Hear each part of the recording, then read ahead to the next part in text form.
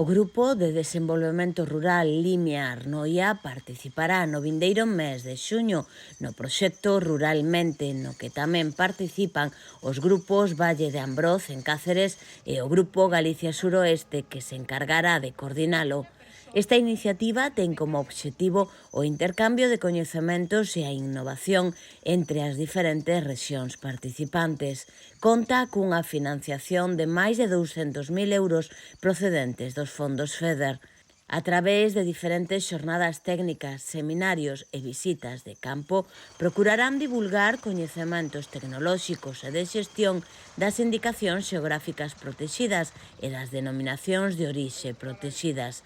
Os participantes do proxecto van centrar o seu traballo nun produto concreto de gran importancia para o desenvolvemento do seu territorio, para combinalos nestas actividades nas que se realizarán intercambios de coñecementos e posta en valor do produto seleccionado.